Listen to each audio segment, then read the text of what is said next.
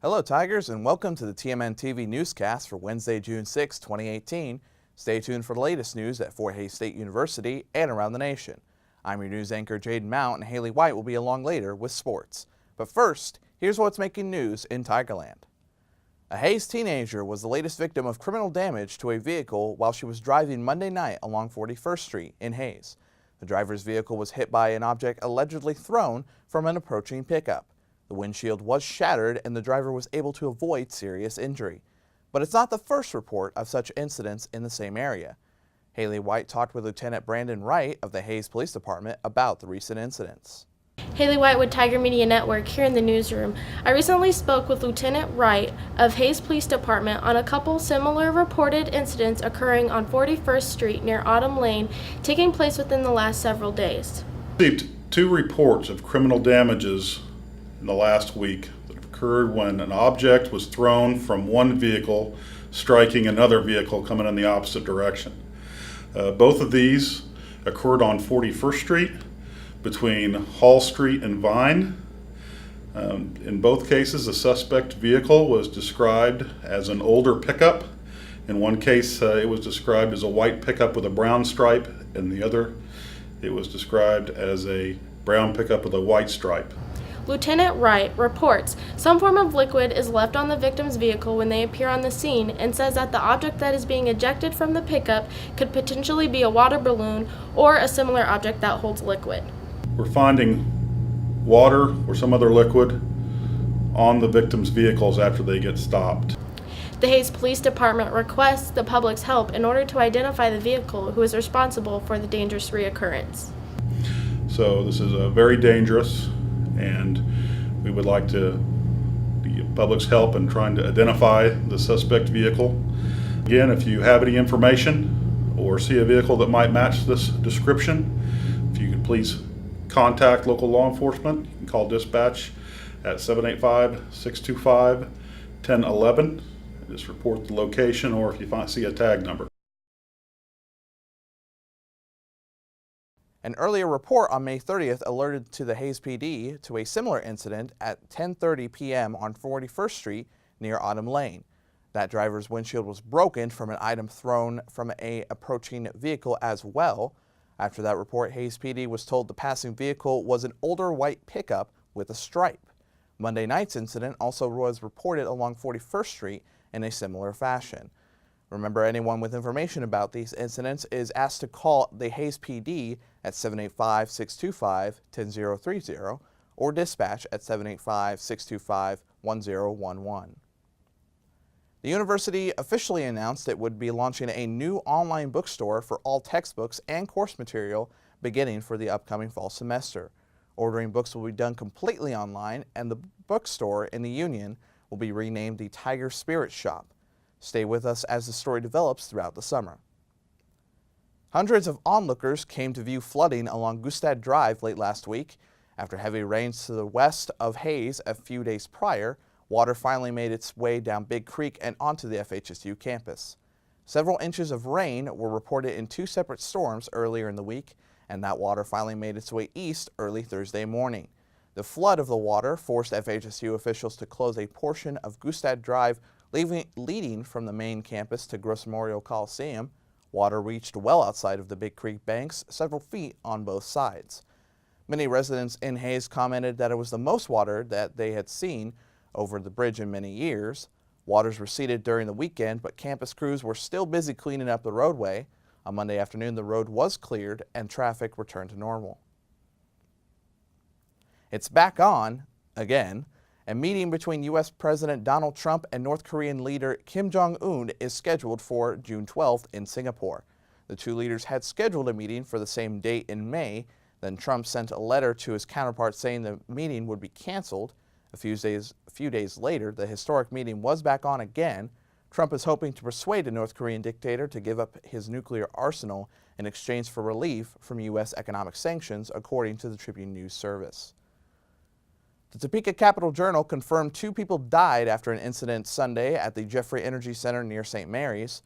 The 2 workers suffered severe burns at the plant and were life-watched to the University of Kansas Hospital in Kansas City, Kansas. Westar Energy, which owns the plant, said Monday morning the 2 workers had died from the injuries. A spokeswoman said Craig Burchett and Jesse Henson died after a piece of equipment apparently failed, resulting in a high pressure of steam. Westar shut down the plant while it investigates the incident. A 2.9 magnitude earthquake hit the Salina area early Monday morning, according to the Salina Journal. The quake hit just before 6 a.m. and didn't cause any damage, but it did have residents commenting on social media about their experiences. The death toll from Guatemala volcano continues to rise. According to the Tribune News Service, rescuers were frantically searching for survivors as they dug through ash on Monday. The volcano, called Guatemala's Volcano of Fire, is approximately 35 miles west of the capital city of Guatemala City. Homes were destroyed by volcanic matter in the eruption. More than 70 people have been killed, and officials said the death toll could climb higher as they reach other areas near the volcano. The volcano erupted again, sending emergency crews scrambling for safety and suspending rescue operations. Saudi Arabia recently issued its first driving licenses to women in decades. It was the only country in the world that did not permit women to drive, according to a Tribune News Service report. The women can begin using their licenses June 24th. The country had no law barring women from driving, but the culture had females seeking out chauffeurs, taxis, or male relatives for travel. No licenses had been issued to women in the country in more than 50 years. Those are the stories making headlines in the world of news this week. After we return from this short break, Haley will be here with your sports update.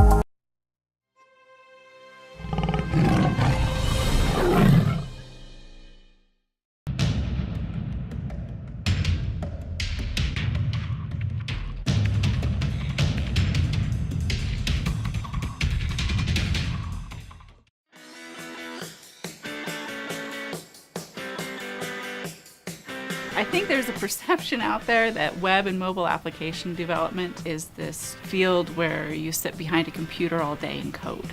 And that's not it at all, right? And there's even a perception out there that geek is bad. But I think students should embrace their inner geek. We don't code all day. We look at issues, we look at problems, and try to figure out the pieces of the puzzle and how to put them together to build things. I was able to learn JavaScript, HTML, CSS, PHP, just kind of the whole 9 yards with that. So I really enjoyed the full program that they offered here. Anything that you're interested in, the field of web and mobile application development, there's a value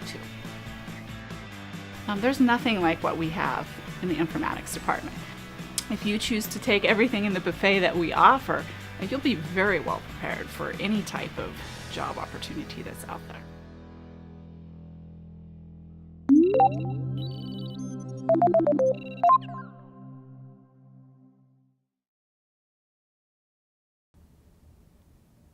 An FHSU junior hit legendary status last week at the Festival of Miles in St. Louis.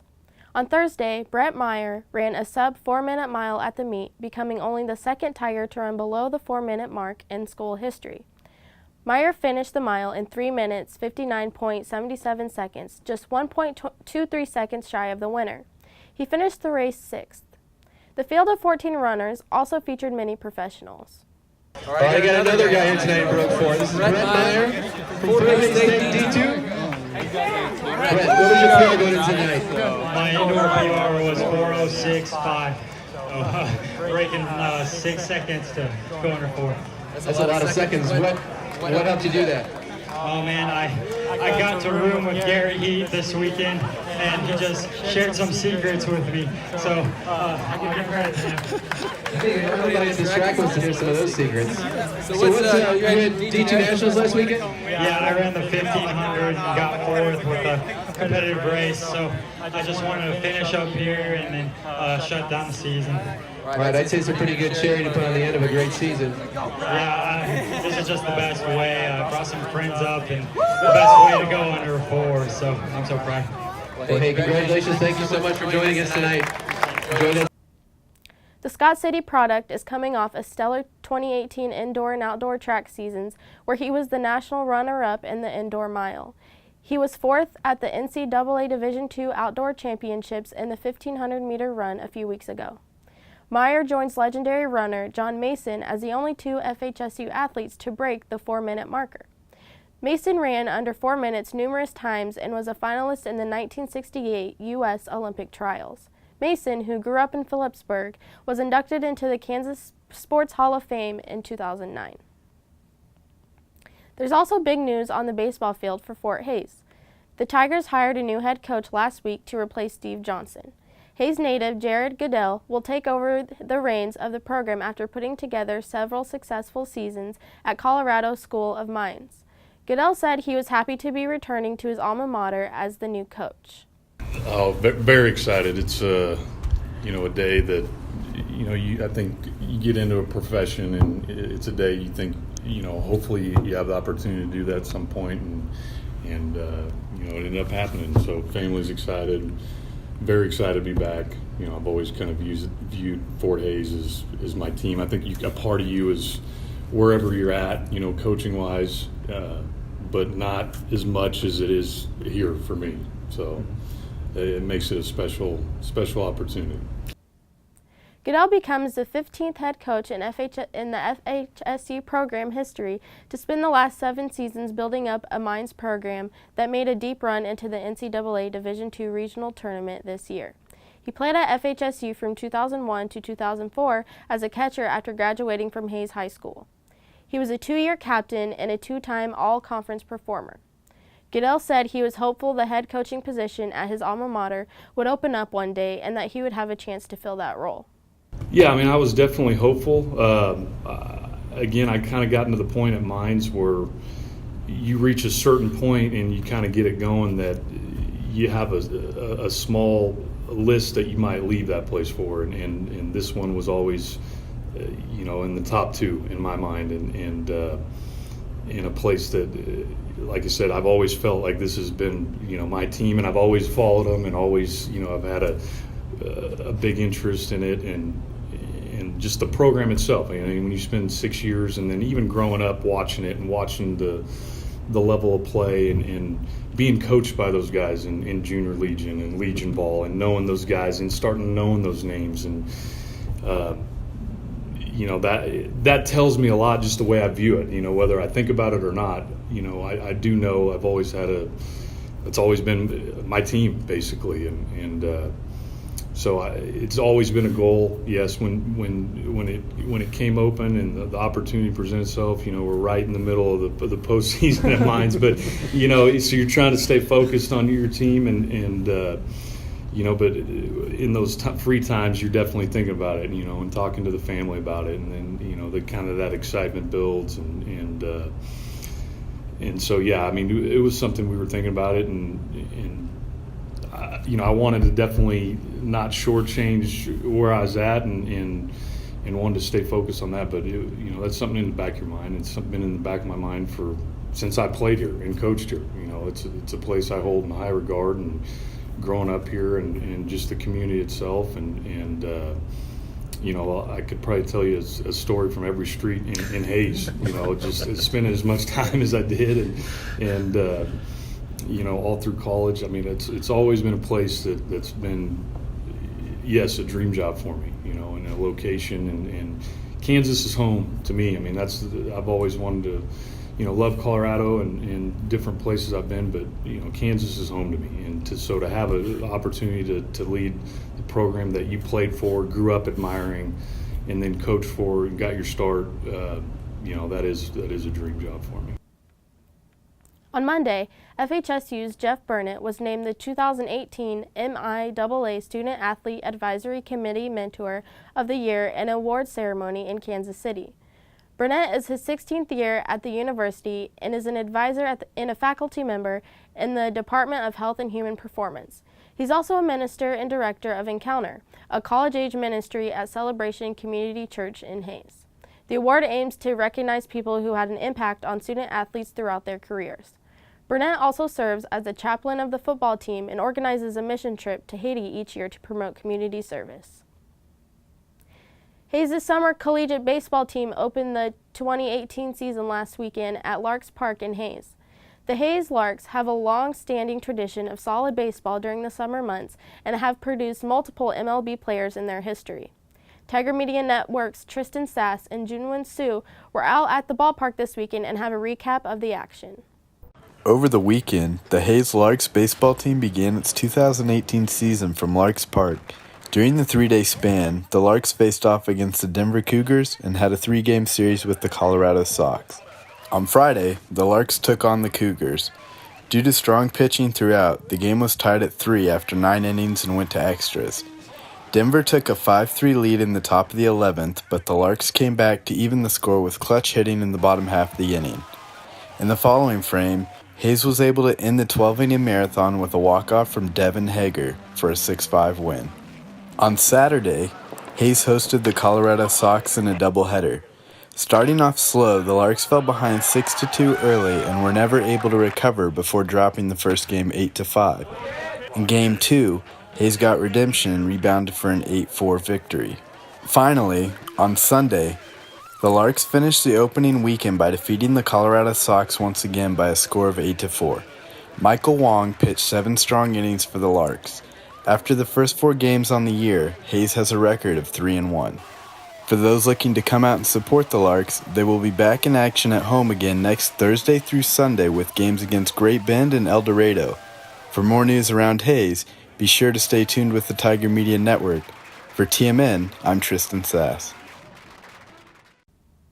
Late Tuesday night, the Larks improved to 4-1 with a road win at Great Bend. After a wild finish to Game 1 and a blowout in Game 2, the Golden State Warriors have a 2-0 advantage over the Cleveland Cavaliers in the NBA Finals. Game 3 is set for Wednesday night in Cleveland. And in softball, Florida State captured the school's first national title with an 8-3 win over Washington on Tuesday night in Oklahoma City. The Seminoles won the first game of the championship series 1-0 Monday night to sweep the best-of-3 series after staying alive through the multiple elimination games. That's all we have for this episode. Check back next week for another TMNtv newscast. To stay up to date on the latest news and information throughout the week, visit TigerMediaNet.com. Until next week, remember, roar Tigers.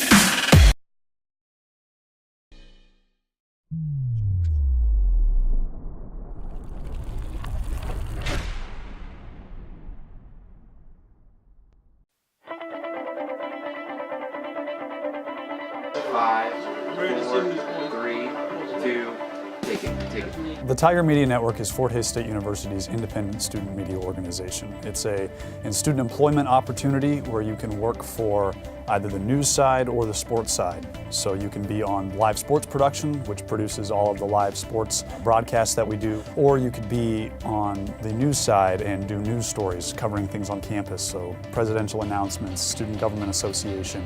We bring that news to the student community and the Hays community as well. You don't realize how much Fort Hays State has to offer until you're here. I mean, it is definitely, this is a land of opportunity here. I just got back from the MIAA tournament in Kansas City a couple weeks ago where we worked with other production crews including Pitt State and Central Missouri. And it's a great time. I've gone there the last couple of years. For me anyway, I get to do sports, which is what I love. And if live productions is where that's at, this is the perfect place to do it. We have almost everything that you could possibly imagine. Tiger Media Network allows you the opportunity to take the skills you've learned and put them forward in a real world, real application setting that allows you to flourish and grow as a professional, and that will only help you and benefit you when you graduate and go into the real world workforce.